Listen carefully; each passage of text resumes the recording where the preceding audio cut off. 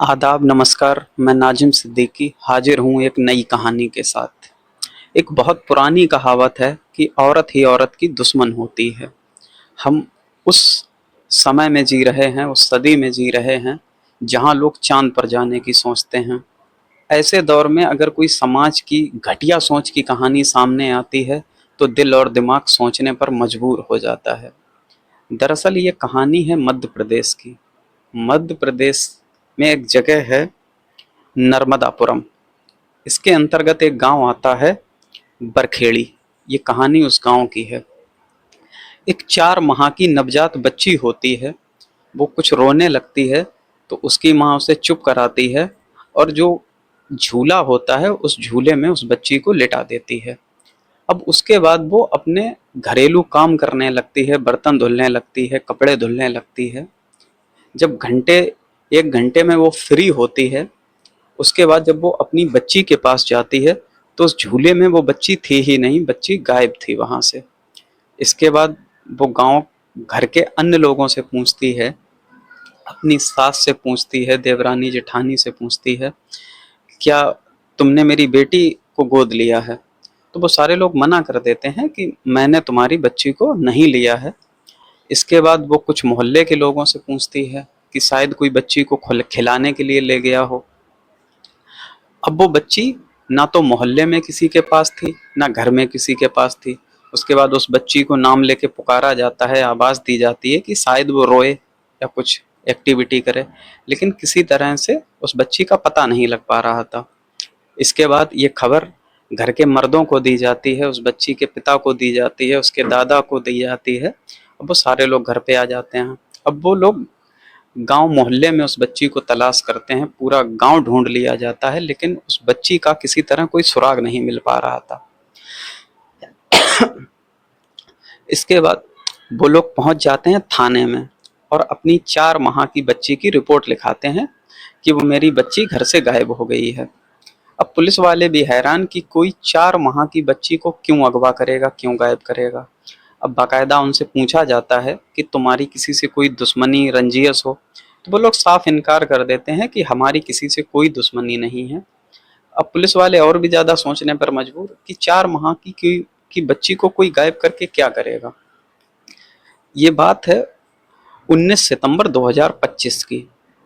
अब 1 दिन बीत जाता है, 2 दिन बीत जाते हैं, धीरे धीरे 3 दिन बीत जाते हैं और बात आ जाती है 22 से 23 सितंबर के बीच। अब जो उस बच्ची का दादा होता है वो उसके दिमाग में कुछ और भी उल्टे सुलटे ख्याल आने लगते हैं, तो वो खेतों की तरफ निकल जाता है, गांव की तरफ। वहां अपनी बच्ची को ढूंढने लगता है कि शायद किसी ने उसकी जान लेके उसका कत्ल करके इधर फेंक दिया हो। तो ऐसे ही वो ढूंढ रहा होता है तो गांव के बाहर एक कुआं होता है। कुएं के अंदर पानी नहीं होता है। तो उसके अंदर ख्याल आता है कि शायद क्यों ना इस कुएं में भी एक बार झांक के देख लिया जाए। अब वो जैसे ही कुएं के अंदर झांक के देखता है तो वहां उसे एक बोरी मिलती है।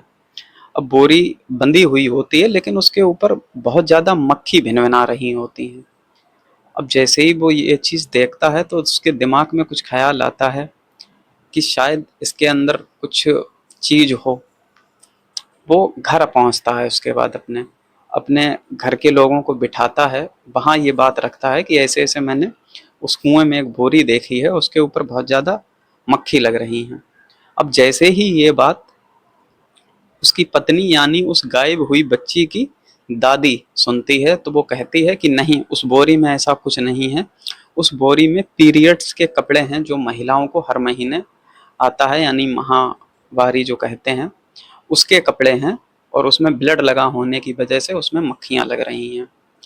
अब ये बात उस घर के मर्द हजम नहीं कर पा रहे थे कि पीरियड्स के कपड़े कोई इतने ज़्यादा तो होते नहीं हैं कि शायद बोरी में भर के उन्हें फेंकना पड़े और फिर बोरी बंद करनी पड़े।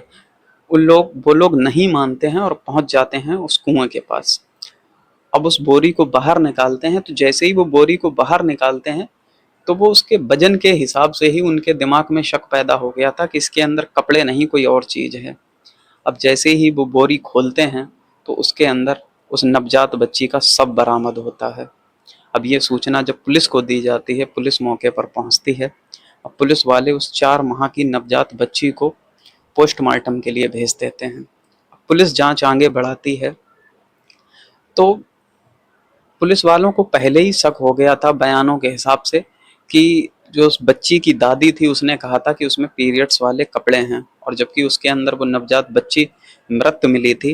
अब पुलिस वाले उसे बिठा के पूछताछ करते हैं। उसकी दादी का नाम होता है मीना देवी।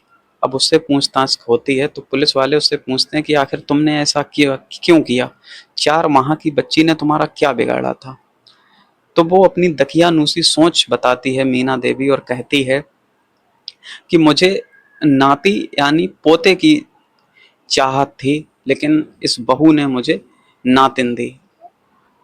बस इसी बात से उसे अपनी बहू से भी दिक्कत थी और अपनी नातिन से भी दिक्कत थी। अब नाती या नातिन ये हाथ की बात नहीं होती है, जो परमात्मा देता है वही मिलता है, चाहे लड़का हो या लड़की हो।